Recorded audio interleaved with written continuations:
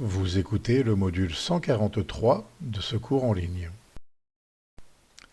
Voici maintenant la clé pour comprendre Darwin.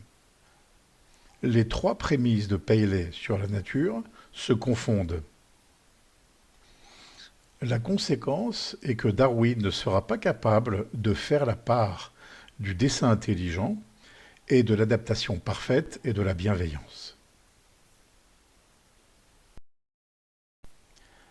Cette confusion entre les prémices de Paley rend le conflit de catégories inévitable dans l'esprit de Darwin. Darwin a d'un côté le monde de Paley, qui est statique, parfait, heureux, par définition un monde anti-évolutionniste.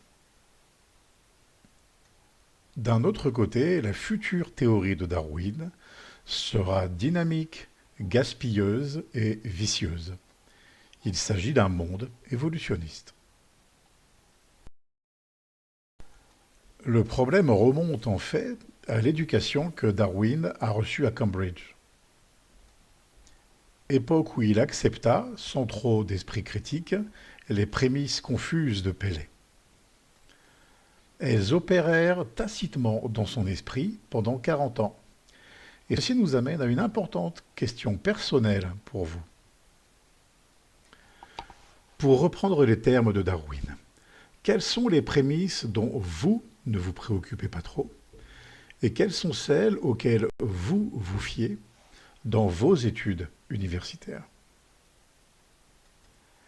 Et j'ajouterai dans mon propre cours.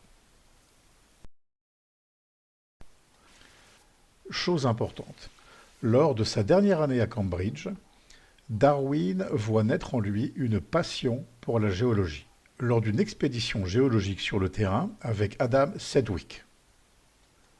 Sedgwick était l'un des géologues les plus importants de son époque. Pendant ce voyage, il a une épiphanie, saisi qu'il est par la manière dont la science fonctionne. Suite à son expérience sur le terrain, Darwin écrira « Bien que j'ai lu de nombreux livres scientifiques, je n'avais jamais vraiment réalisé que la science consiste à regrouper des faits pour pouvoir en tirer des lois ou des conclusions générales. » Darwin décrit ici ce qu'on appelle la méthode inductive en science. Elle consiste à regrouper des faits pour en tirer des lois générales. Il n'est pas inutile d'ajouter qu'au-delà des livres, la science présente un aspect existentiel basé sur l'expérience.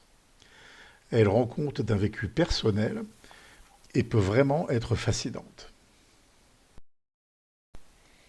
Tirons quelques conclusions concernant les études universitaires de Darwin.